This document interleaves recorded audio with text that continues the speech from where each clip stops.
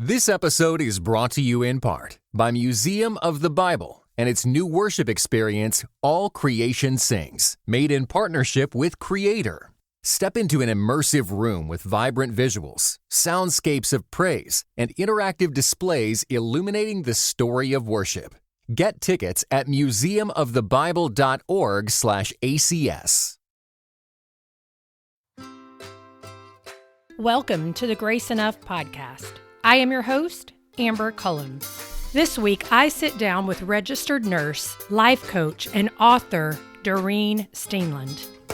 We discuss practical and simple techniques that help deactivate the brain, moving it from a place of stress or survival to peace, flourishing, and healthy connection to God and others.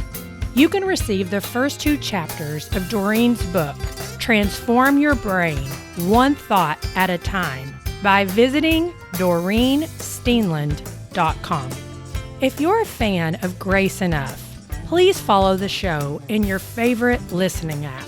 That way, you'll never miss a new episode when they drop every Tuesday. I am grateful for your support and would love to hear any feedback you have regarding today's episode. Open Instagram or Facebook and send me a message at GraceEnoughPodcast_Amber. Good morning, Doreen, and welcome to the Grace Enough podcast. Oh, thank you. I am so excited to be here. Really great to be with you, Amber. Yeah, it's going to be lovely to have a conversation that sometimes can get in the weeds when we're talking about God and brain and how all of our emotions work into that. But it is something that fascinates me. And I know it's something that fascinates you, right? Oh, yeah, it is my passion. And that passion really stemmed from my own need. I understand that. And I mean, we're going to get a little bit into your background as a medical professional, and my background is physical therapist, even though I'm not practicing now. And so I think there is this part of us that just kind of bubbles up when we start talking about the brain. Yes. Or maybe there's not very many of us that are like, we don't know what in the heck you're talking about. But even my daughter, who particularly just enjoys science more than my boys, like I can see her little wheels turning, when you start talking about certain things. And so it's really cool. It really is. Although I'm a little sciencey, I'm a little more right brain heavy, I like right it. brain dominant. So I really like to take neuroscience and make it simple. That is my goal, to take the principles that I've learned and really make them simple and digestible so everyone can benefit from them. I love that. Yeah. None of us want to sit. I remember being in neuroanatomy and neurophysiology and just being like, and plus when you're young and you're still trying to layer everything up in school, and it's like, oh my gosh, what is happening right now? I can't do all this. Yes, it's too much sometimes, right? Like all the neurochemicals and all of those things. And so in my opinion, we don't need to focus. We're not neuroscientists. That's right. We don't need to have all of those details down. What we need to have is a basic understanding of how our brain and body work together to connect us to God, others, and ourselves. Well, I'm looking forward to having that conversation. But as we dive in, I always ask my guests who are coming on for the first time to just hear a little bit of your story of how you came to know Christ. Share a little of that early faith journey with us. That is a can of worms there. So I grew up in a blue collar family, and my parents were kids raising kids. They were 19 when they had me. So a good day was really just getting food on the table and keeping the kids alive, like that's how it was for us. Although my parents were amazing parents, they had limited skills. Yep. Right?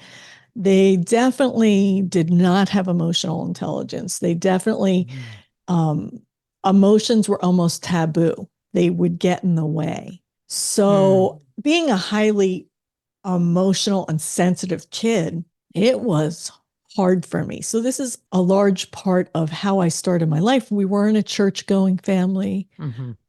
My dad was Roman Catholic. My mom was Lutheran. Neither went to church, but they sent me with $1 every Sunday with the neighbor to the Catholic church. And so I have memories as a young kid of taking that $1 and being super excited on Sundays to go to church. And there was something about the music and the connecting that really always just touched me deep in my soul. Mm-hmm. And this is all retrospective and looking back. Right. In the time, I would never have said that, right? But my journey through my life, being that emotional kid who wasn't able to share, who was in a house where sharing and emotions were basically shut down. I was sadly in situations where there was abuse, physical abuse, sexual abuse, verbal abuse, all kinds of things that shaped my life that happened. I lived a full lifetime before the age of 25. And I don't want to get into the details of all of that because that's not really our purpose here.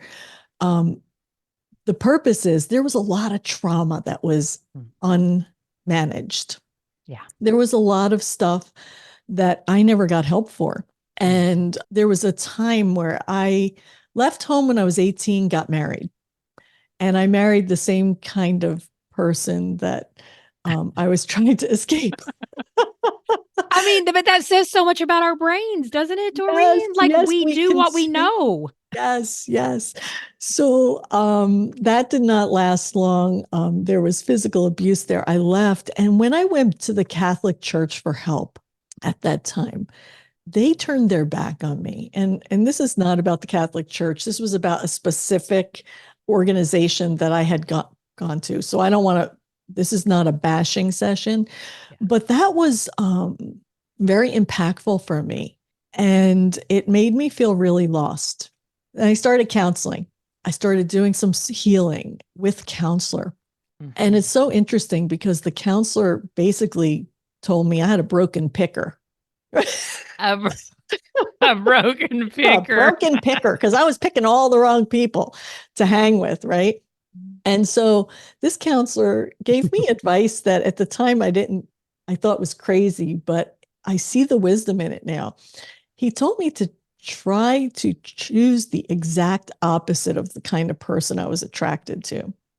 And I know that sounds crazy, but what this counselor knew is that these patterns that we keep going back to feel familiar for us, right?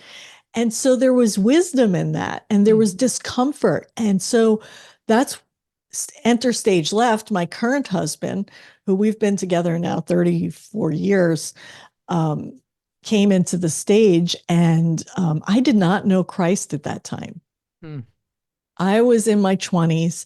At 27, we were dialoguing about Christ. He had been saved at a Billy Graham crusade. The only thing I ever knew was the Catholic Church. So we had a lot of late night discussions about God and Jesus. And then, he had just moved into the area. So we said, let's go church shopping. And so we were going every Sunday to different churches to experience different kinds of churches. And then one Sunday he got called into work as an emergency. And I went without him. I felt this tug to go to the church that we were supposed to go to. And that was my day of salvation. Wow. Day, yes, that day, the pastor gave an altar call. And I don't know, we don't really know what's happening when God moves in our heart. Yep. But something happened to me. And I went home. I was in tears. I was broken. I was like, whoa, what have I been doing my whole life, right? There was a massive change. And I remember going home and telling Richard, something happened to me today. And I didn't quite know how to explain it because it is so crazy. Until you experience it, it is so crazy. Yeah. So that was the beginning, right? That was the beginning. And we didn't end up staying in that specific church, but that church changed my life. Yeah. Well, and I think what's beautiful about that is not too long ago, I read a book by James K.A. Smith called You Are What You Love. And part of what he's talking about with the conversion experience is when God is moving in you, it really doesn't matter what place you're sitting in or who you teaching you're sitting under, whether it's good or bad. I mean, like that's not the point of it because no one gets to take responsibility for that except for the work of the Lord. And it's like, Amen. aha, it's true. It's not like because that pastor gave the most incredible message, because you hear people all the time say, I don't even remember what the pastor said. I Yes. just had this thing in me that it was time. Yes. I don't, it just comes over you Yeah. and you don't know what to make of it. And it is Mhm. amazing. And it is that amazing grace, right? Yeah, it really is. It really is. And it's just so exciting when you know someone else and you hear their story. You're like, Yeah. yes, like I get that, but I don't know how to explain it either. Yeah. It It's just, like this connection. yes. Gosh, I could ask a lot of questions about that because I also think that when we've endured a lot of trauma as children Mhm. and we do the work of Mhm. healing from that, that often also moves people into a place of being really interested in the brain and the body because praise God, we're in a place where we're learning more about the connection and how important it is to sort that out. And we'll talk about stress patterns and all the things. Mhm. But you at some point became a registered nurse Yes. and you're very passionate about helping medical professionals now because the frantic pace, the fact that you're always needed as a Mhm. medical professional is exhausting. Mhm. And it's really hard to understand that if you've never worked in a hospital setting or in a high stress environment where it's people who need you all the time. Yes. And so tell me a little bit about your experience as an RN. And did you have that like stress inducing time where really your trauma, you come face to face with your trauma as a kid when you're in the medical profession? Mhm. Tell us a All little bit the about that. time. Yeah. So yeah. So I went into nursing at 25. So I was in nursing before I got saved, and that's where I actually met my husband. I'm now one of 13 family members in Yeah. medicine. So I know Yeah. the firsthand pains. It's so So rewarding, yet so hard. yes. Yeah. And it's hard because we, as medical professionals, are with people in the most difficult days of their lives, right? Mm-hmm. So it's Mm-hmm. always that. Nobody's in the hospital because they want to be there, right? So every day you are facing people who are coming with their own baggage Yes. and their own maladaptive ways of coping, Mm. and you're being poked all the time. If you Mm-hmm. aren't healthy yourself and healed, you're being poked and you're carrying and absorbing that stress onto your Mm-hmm. own body. And that's what happened for me. So, being someone who was exposed to trauma as a child, I chose all the high adrenaline, trauma oriented places, right? Critical care, emergency room, all of all of the adrenaline junkie places to be because that's what felt normal to me, right? Yeah. Yeah. And so you will find often that people in medicine that are, especially those that are in those high adrenaline situations, are there because it feels familiar in their body. Mm. And they continue in this pattern until they finally hit a wall Mm-hmm. and they start having physical symptoms Yep. where they get IBS, they get back pain, neck pain, shoulder pain, Panic um, attacks, all the panic things. attacks, all of the physical symptoms of not processing emotions for decades. Gosh. So you're in this place and you're thinking, because I mean, this is years ago, Mm-hmm. and you're realizing, like, when did you finally get to the point where you started realizing, I mean, I cannot keep existing like this. Like, Mm-hmm. something is not right. Like, you meet Christ, Yeah. and I mean, probably like a lot of us, you start going, okay, Jesus, you said your yoke's not heavy and that you Yeah. promise all this peace. And I'll tell you what, that's the last thing I'm experiencing right now. And so we have to at some point wrestle with that, right? Mm-hmm. Like, what do I do with that? So For probably a good decade, the church I was introduced to as a new Christian was a blessing and a curse in that sense, right? Mm-hmm. And I'll just tell a little bit about that. The blessing of it was I had great doctrinal training. It was like going to seminary school. I knew doctrine in and out, right? Like we studied doctrine every weekend. I could tell you all about all of the things. So it was very left brain.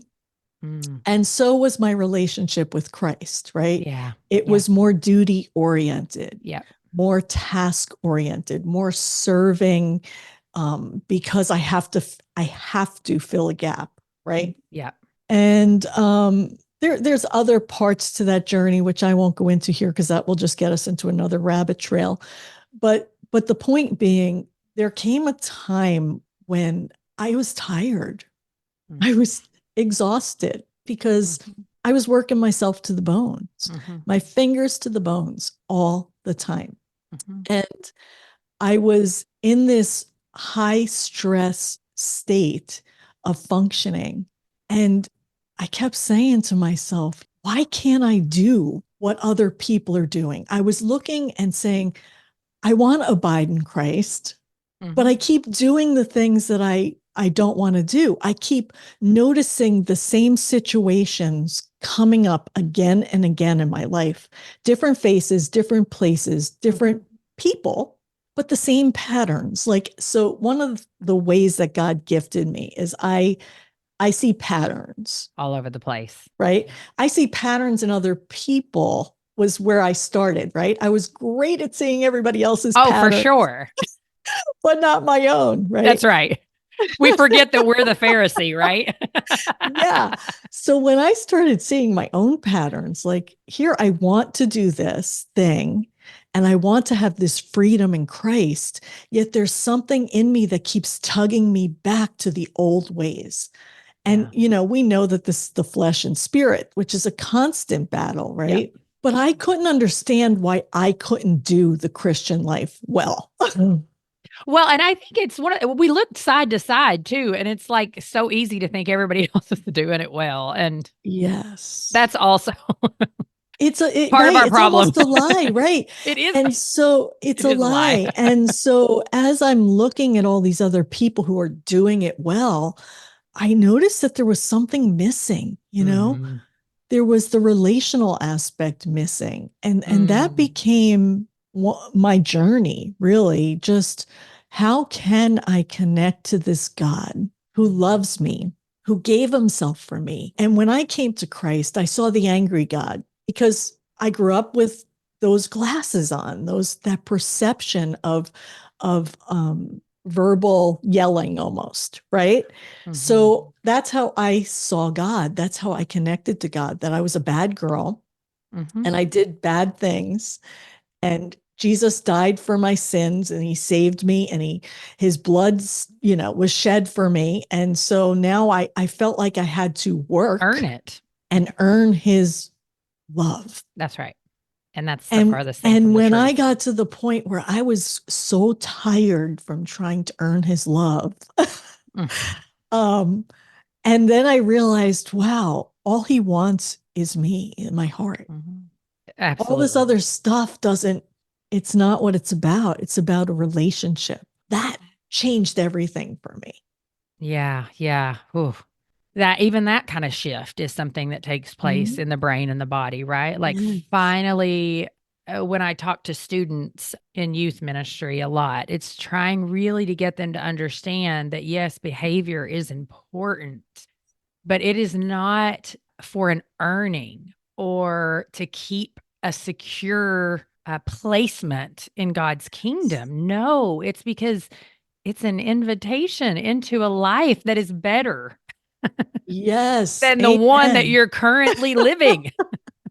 Yes. And so here, what I discovered from a neuroscience standpoint is that all of that working for God's approval is really fear-based. And 100%. That exists in one region of the brain. And love exists in another region. And fear and love don't run on the same neural circuitry. Yeah, on the Isn't same that track. fascinating? They don't run in the same track. Mm-hmm. So when I discovered that, I was like, wow, I've been running in the fear track, trying to force love, force the fruit of the spirit into my life to fit there. When in fact, all I have to do is love God and abide in him, and he's going to produce that fruit through me. That's totally different. Mm-hmm. Wow. This episode is brought to you in part by Beyond Ordinary Women Ministries, which prepares Christian women for leadership. At BOW, we believe that every woman is a leader because she influences someone. So, whom do you influence? Do you mentor a woman? Serve in the workplace? Or do you lead a small group, teach the Bible, or even lead an entire ministry? No matter who or how many you influence, our free online resources will help equip you. Our videos, podcast episodes, and articles from experienced women leaders will encourage you and perfect your leadership skills. They offer wisdom for dealing with ministry pitfalls, current biblical issues, health for your own soul, and insights for shepherding others well. In addition, BOW offers Bible studies designed to connect women of multiple generations. They provide a challenge to both women new to the Bible and those wanting to dig deeper. Be our guest and browse all of our free resources and low-cost Bible studies at beyondordinarywomen.org. So then when you talk about tracks, Mm-hmm. because I think it's important for listeners to understand too that fear isn't always, it doesn't always present itself like we typically think about fear. It's not necessarily that I'm afraid of that. There's so many things like that fight or flight response or that freeze response, or, like functioning in the place of these high capacity adrenaline situations, Mm-hmm. sometimes a fear that motivates that. If I slow down, I'm afraid blah, blah, blah is going to happen. So if that is over exercise, if that's the heavy track that your brain and body go to, what does it look like to begin reversing that? Because you and I know it is a slow process in the opposite direction. Yes, it is. Wow. You're not kidding. So just a little background from the neuroscience. Your brain is always either alerting you to the being safe or protecting, safe or threat, right? There's two ways. And I look at threat as the fear-based pathway and safety as the love-based pathway. And so your brain has this filter in it, and it does this subconsciously. Yep. It's always showing you what you're used to. So if my brain and body are used to going in the fear pathway, the glasses that I'm looking at life from are those glasses really of everything's dangerous and I have to protect myself. Okay. And from that point of view, we travel down this fear pathway, and then we kind of your brain is a predicting machine. So it kind of predicts what's going to happen next. Oh, that look means she's angry. When that look could mean that the person has gas, right? We have no idea what that look means, but your brain has already made sense of things and connected A and B. It's like a trail, right? And so when we find one breadcrumb, or when one domino gets knocked down, we go down this pathway that we have traveled down before. And the more we use the pathways, the wider they are. And the as deeper. we know, the wider and deeper they are, and the more difficulty we have shifting. And so a lot of the work that I had to do personally and that I help people walk through is the work of, first of all, ground zero is noticing, right? Ground zero is noticing what's happening and getting curious about it, because curiosity lies in the same part of the brain love lies in. So if we can pause for long enough without reacting to shift to a place of curiosity, I wonder why I got so activated when that person said that. Mm-hmm. Instead of just getting activated and reacting in autopilot, right? I talk about this whole survival mode. And I feel like people with trauma are living in a state of survival mode. And I want to just say that 50% of our population has trauma of some kind. So that's half of the world, okay? Yes. So we're all walking around with bags on our back that we're carrying, and those bags have rocks in them. So trauma is not just what you always think of, right? Severe, Correct. major things. It's sometimes not getting what you needed as a kid. Mm-hmm. Right? Mm-hmm. So it's not always about the big T trauma. Sometimes it's little t trauma. And when we have any kind of trauma, there's this space in our brain called the window of tolerance. And it's this space that allows us to flow in and out of a balanced nervous system. And for trauma people, that window is really narrow. And so that means we spend a lot of time dysregulated. We spend a lot of time in the fear pathway of the brain. We spend a lot of time in fight, flight, or freeze. Mm-hmm. And so that is the work that I do, helping people recognize that, whoa, I've left regulation, I've left peace, I've left harmony, I've left my love pathway, and I'm in the fear pathway. And I get to look, as Viktor Frankl says, at that space between the circumstance and the reaction. And in that space lies our freedom.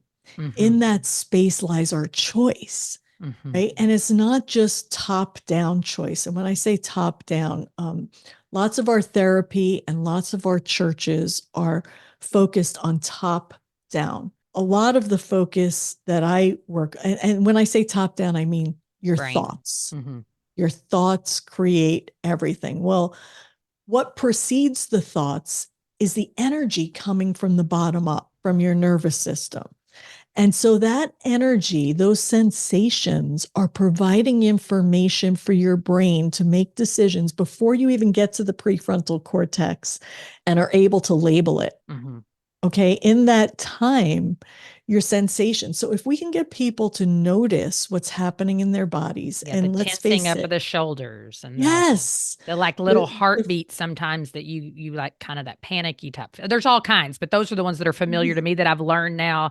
Even the tapping of for me, it's a tapping of the foot. Yes. My foot starts tapping fast, I'm like, something's going on here. But I mean, I just figured this out literally like 3 years ago. Yes. And that is like a lot of ground zero work, right? Mm-hmm. Reattaching to your body. So for those who have had trauma, we want to disconnect from those sensations.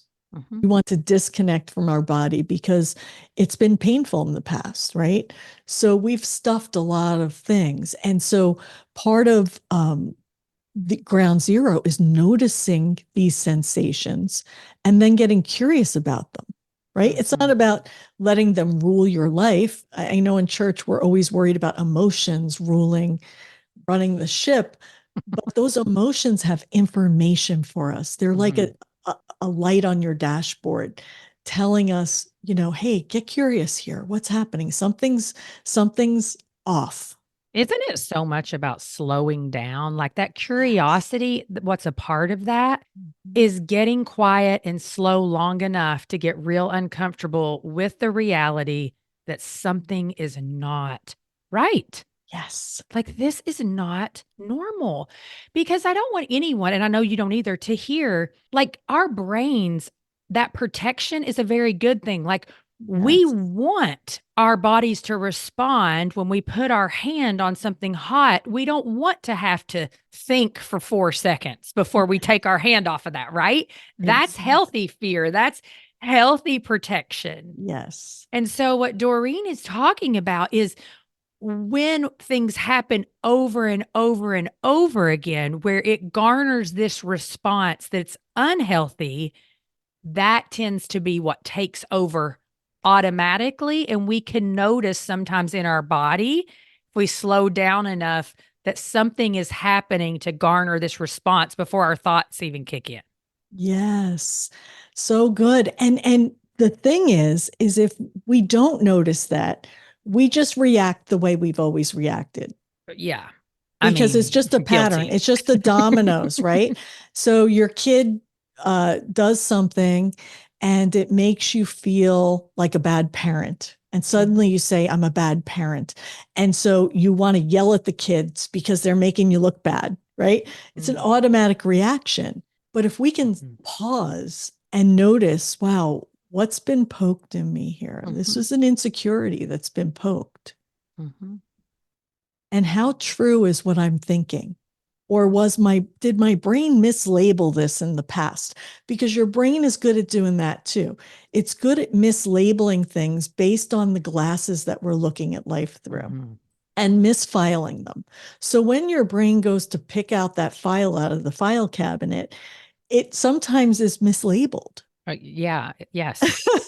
So that's part of the work too, right? Saying, wow, I labeled this as my parents not caring for me, when in fact, my parents did the very best that they could with the tools that they had. So when you change that label, it's like, oh, there's a compassion there. That's right. There's a love. There's a care. It changes things, right? So if we get to pause and get curious in those moments when something is activated in us, we can challenge the story that already exists, the file that we've filed, and really ask ourselves questions to determine, is this file accurate, first of all? Is this something that I should be believing? Yeah. Or is there a way I could shift to a new thought? How can I reframe this to not just put spin on it, right? But what other possibilities could there be beside the one that I'm seeing? And that's why I try to communicate over and over again is it just takes time. Yes. I mean, it really does, but it's so worth it. Yes. Because sometimes we don't even see some of the freedom that we're beginning to experience from putting in the work because it's so slow. But retrospectively, you really, really will. And vice versa. When you don't do the work, you may not ever notice, but the people around you 20 years down the line are going, oh my gosh, this is the fallout of years and years of just allowing this trauma to wreak havoc in your life. Yes. And I think a lot of us can probably, when you hear those words come out of my mouth, someone may pop in your mind. Yes. Well, tell me this, because you also talk a lot about in your book, Transform Your Brain, about the inner critic. And this inner critic, mine has a name. Her name is Irene. Mine is Charlotte. Okay. Just for the my friend Amy's is March. Out there. Amy, I was on the phone with my friend Amy this morning and she's like, and I told Marge, and so it's great to give it a name, friends, because it takes a little bit of the heaviness off of it. And you can put her where she belongs. Okay. Yes. But this inner critic sometimes is very strong in some people, and it may be trauma-based. It may also be that part of your personality is you have these tendencies, and it's really powerful when you have a lot of trauma in your childhood and you have a bit of an inner critic that's just naturally there.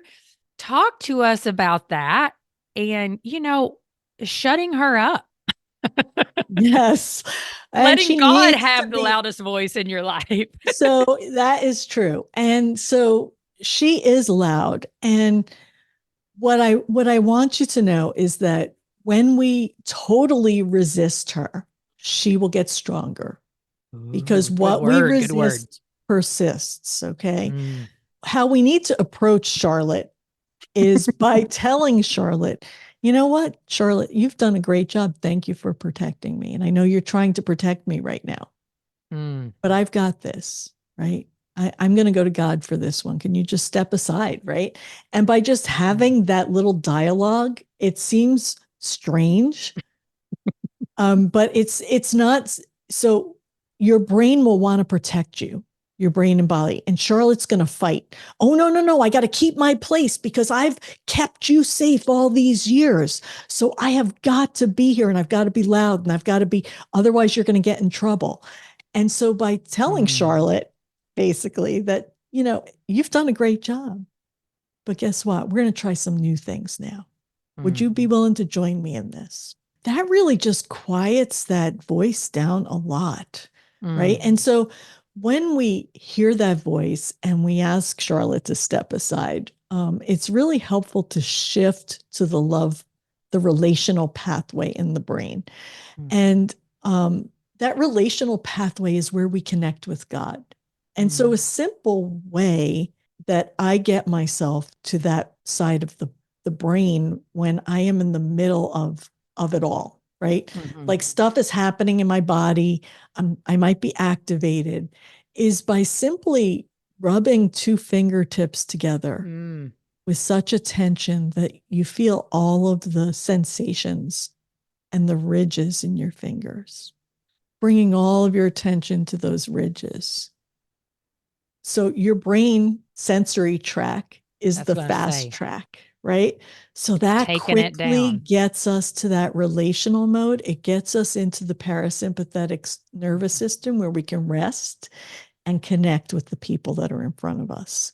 So just by doing that little sensory move, I call it, and taking some deep breaths, we are creating that space in between the circumstance and the response, the reaction, to shift to the other area of our brain where we can connect with God. God is love, right? And so he's not in that fear pathway, right? We know God is everywhere. So I'm just trying to make this simple. But God functions from a place of love, and the fruit of the Spirit flow from that love. And we can attach to God in this area of the brain because our God is a relational God.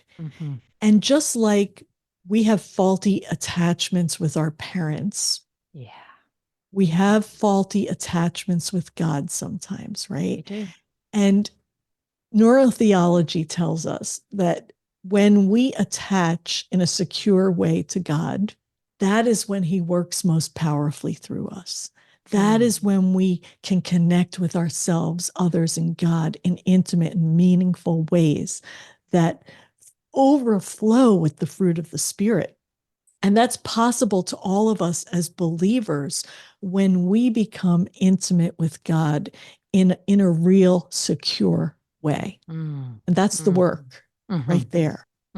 Knowing that God is not like maybe your father was, or God was not like whatever figure you have in your mind of who God is. That's a faulty, misfiled file in the file cabinet of your brain. And God is a God of love, and he wants to connect with us in a secure, attached relationship. It's a hesed love. It's a sticky love. It's a love that is relational and connecting. Yeah. It's so important when you hear someone like Doreen or you go to a counselor and they're giving you some of these tools to realize that this is how God has made our bodies. Like he's made our bodies with that sensation to where when I can rub my fingers together and pay attention to the sensation, that is not some hokey, made up way. What that is the way God has made you. He has given us tools to help actually calm ourselves down, bring ourselves back into the present, and focus on what is real and right and true and good and beautiful. You know? Not kidding. Yes. And so we have allowed the world to affect our bodies. Yeah. And what we're doing really is giving our bodies back to Christ the way he's designed them, right? He's designed us to be calm and connected and living in our authentic best selves out of the essence of who he's created us to be. That's what he wants for us, right? To walk with him hand in hand on this earth to affect. And we cannot affect the world unless we connect. We need to connect in order to affect. That is a big premise in my book, right? And I call it witness as a witness. When we can walk in this world with God, connected to him, connected to others, and connected to who he has created us to be in our essence, that is witness as a witness to God's love. It absolutely is. I was just in a retreat this weekend with Dr. Jonathan Pennington, and he does a lot with human flourishing. And he's a Matthew scholar, but his whole weekend was, I, we, they, and looking at the gospel through this, connecting with God as an individual, connecting with God as a community, and then connecting with God through people who aren't in our community, which is the they, and not in a demeaning way, but like it's a part of flourishing in life, is being able to bring the kingdom of God into all areas. And we can only do that if we work on being emotionally healthy ourselves. Yes, you are not kidding. Because, let's face it, the minute we're not emotionally healthy and we're talking to someone who thinks differently than we think, we become activated, right? Or triggered, whatever you want to call it. Right. And so it's at that moment we're at a crossroad, right? We get to either be like Jesus or have our flesh come out in full force, defending our ego, defending, Our Charlotte power will come out, right? Defending your position, right? And that's what we're seeing in our world today in politics, with all the polarization, with all of the we're seeing it in our churches. In our churches, yes.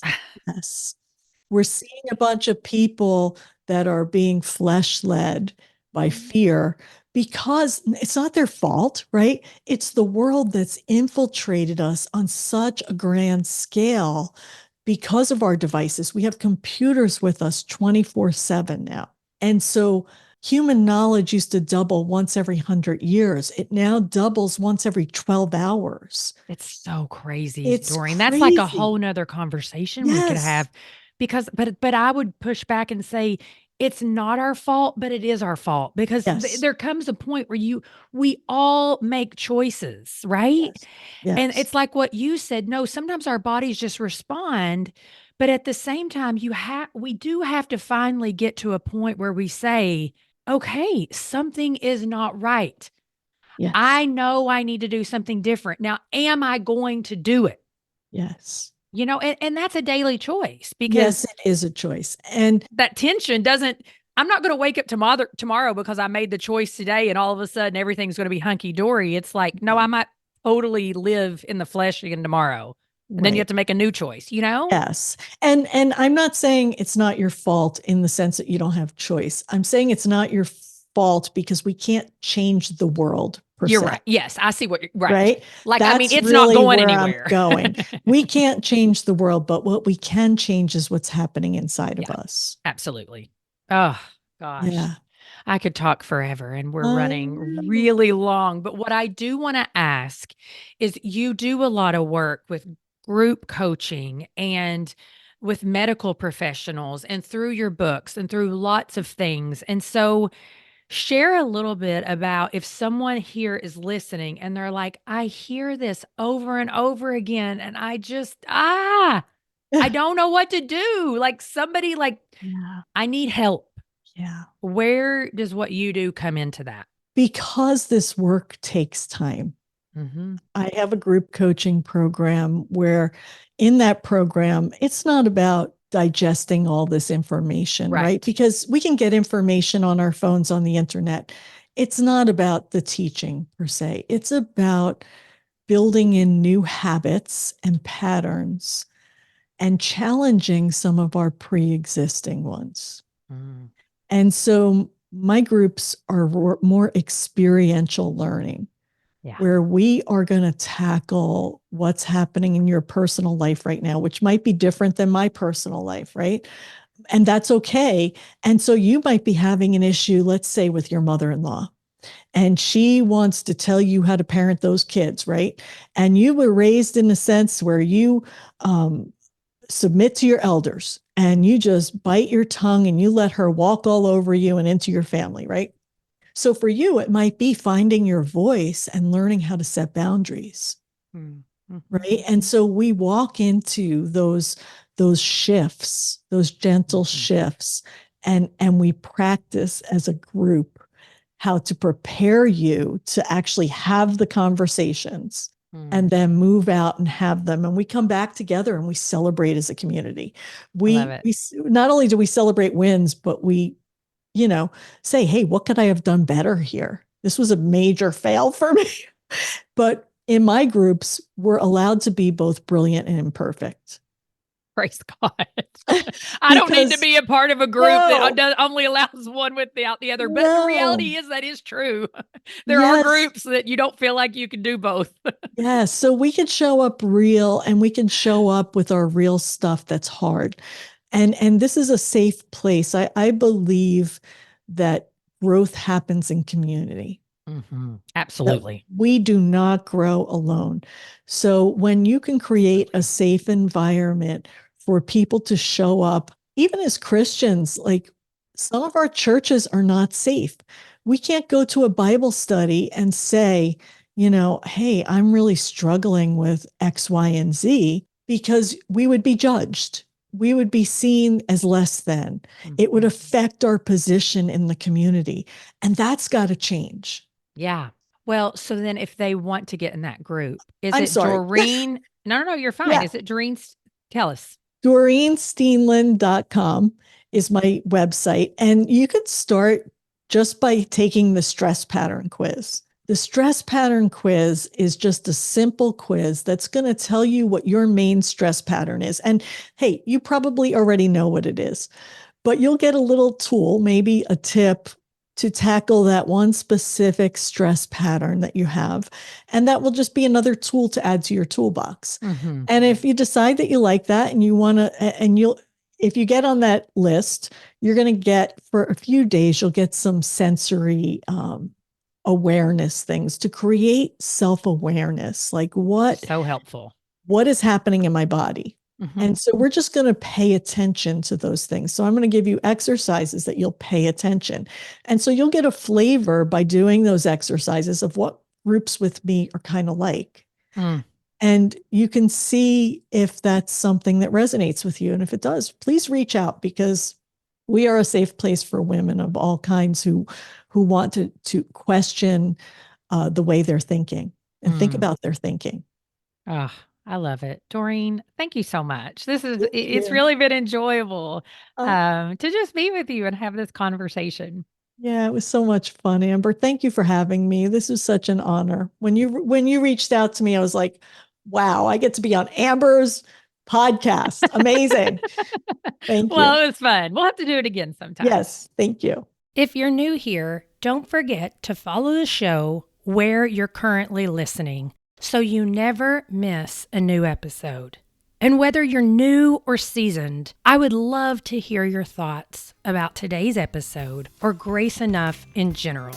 Open Instagram or Facebook and message me at GraceEnoughPodcast_Amber. Thank you for listening to the Grace Enough Podcast. Tune in next time.